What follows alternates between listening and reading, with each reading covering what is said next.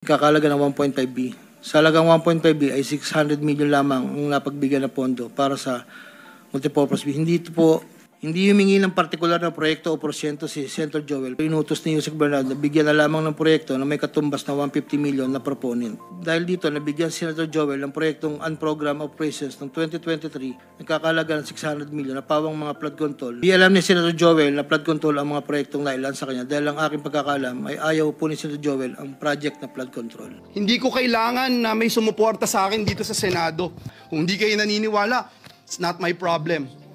Kamakailan lang ay kumalat sa social media ang mga larawan ni dating DPWH engineer Henry Alcantara kasama ang ilang kilalang senador sa iba't ibang pagtitipon. Sa unang tingin, parang normal lamang ang mga larawan, pero may mga detalye rito na muling nagbigay ng pansin sa mga proyektong flood control na dati nang sinasabing may irregularidad. Isa sa mga larawan ay kuha sa isang birthday party kung saan nakasama ni Alcantara si Senador Jinggoy Estrada, habang ang iba naman ay ipinakita sa mga pagtitipon na may kinalaman sa pagpapatupad ng mga proyekto sa tubig. Ang tanong ngayon, may mas malalim nga bang ugnayan sa pagitan ng dating engineer at ng mga senador? At ano ang ibig sabihin nito sa mga proyekto na nakakaapekto sa kaligtasan ng ating komunidad? Pero bago po ang lahat, baka pwedeng palike ang video na ito dahil napakalaking bagay na ito sa aming content creators. Maraming salamat po. Ayon sa sariling salaysay ni Alcantara, 2 kasalukuyang senador at isang dating senador ang iniugnay sa pagtanggap umano ng kickback mula sa mga flood control projects. Ang mga nabanggit niyang pangalan ay sina Jinggoy Estrada, Joel Villanueva at Bong Revilla. Ang pangalan ni Estrada ay unang lumutang sa balita ng ilabas ni Price Hernandez, dating Assistant District Engineer, ang mga larawan ni Alcantara kasama ang senador sa birthday party. Sa panahong iyon, iginiit ni Estrada na hindi niya kilala si Alcantara at walang katotohanan ang bintang sa kanya na nakinabang siya sa mga proyekto. Sa isang panayam, sinabi niya, "I do not know. I cannot recall that event, pero sa dami naman nagpapapicture sa akin, hindi ko naman pwedeng tanggihan. Remember, we are all public figures here." Samantala, lumabas din ang mga larawan ni Alcantara kasama si Joel Villanueva ilang linggo matapos pumutok ang kontrobersya sa flood control projects. Isa sa mga larawan ay ipinost mismo ni Villanueva sa kanyang Instagram noong 2021 at sinabi niyang ito ay bahagi ng inspeksyon sa mga sinimulang pumping station sa Bukawe River. Kahit sinabi na inspeksyon lamang, hindi maiiwasan na magtanong ang publiko kung sapat ba iyon para ipaliwanag ang pagkikita, lalo na sa konteksto ng lumang kontrobersya. Bukod sa mga larawang ito, napansin rin ng ilan na si Alcantara ay nakasama rin si Bong Revilla sa isang opisyal na pagtitipon na may kinalaman sa proyekto.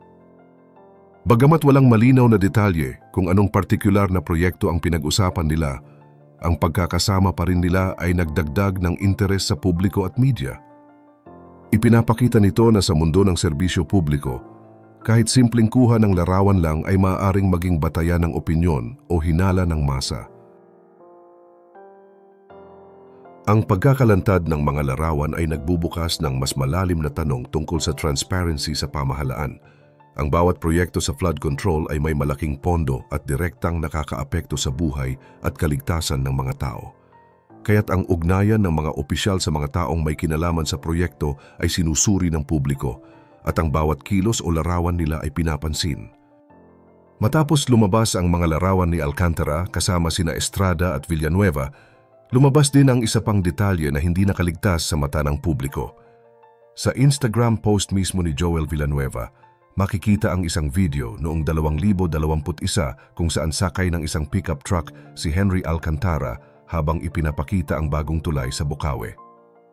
Maririnig pa nga sa video ang mga salitang, "O eto na po ang bagong tulay ng Bukawe, mabuhay, salamat po." Ang ganitong mga post ay nagdagdag ng tanong kung bakit paulit-ulit nakikita ang dating district engineer sa mga proyekto kung saan may kinalaman ang mga senador. Noong sumunod na taon, 2022, may panayam naman kay Alcantara tungkol sa isa pang proyekto. Ikinalat niya noon na napondohan ang pagkukumpuni ng Manila North Road sa Bulacan sa tulong din ni Villanueva. Ayon kay Alcantara, right now po, release of 87 million na sa pamamagitan ng tulong ng ating Senador Joel. Na-release po yan at ngayon po ginagawa po namin yan. 600 metro po ang kabuuang aayusin. Ang pahayag na ito ay naging isa pang punto ng interes dahil malinaw na binanggit niya ang pangalan ng senador bilang tumulong sa pagpapalabas ng pondo. Ngunit gaya ng dati, iginiit ni Villanueva na hindi siya kailanman nakatanggap ng kickbacks sa flood control projects. Idinagdag din niya na wala siyang naging transaksyon kay Alcantara. Sa isang panayam, nang diretsong tanungin kung may transaction ba sila, ang sagot niya ay malinaw. Wala raw siyang anumang kasunduan o usapan sa dating engineer.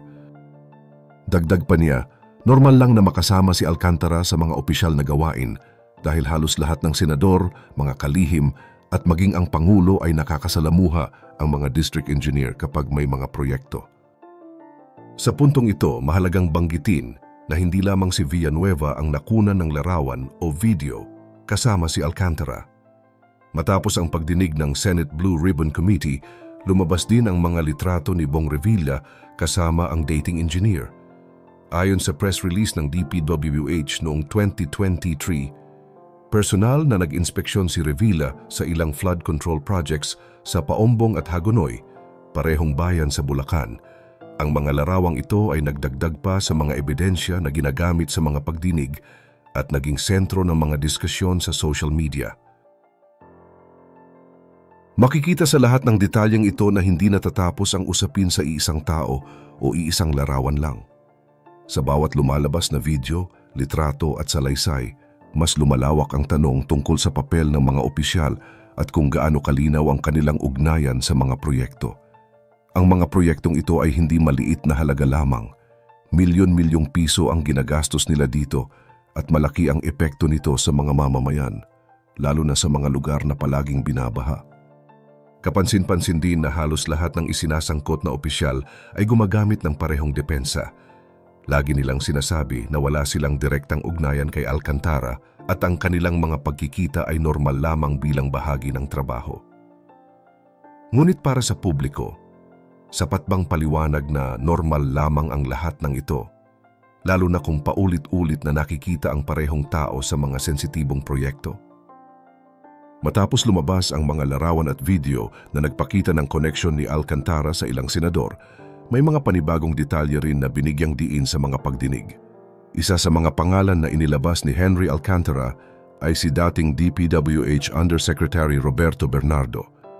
Ayon sa kanyang salaysay, iisang tao lang daw ang nag-utos sa kanya na magbigay ng kickback para sa 3 senador at ito raw ay walang iba kundi ang kanyang tinatawag na boss.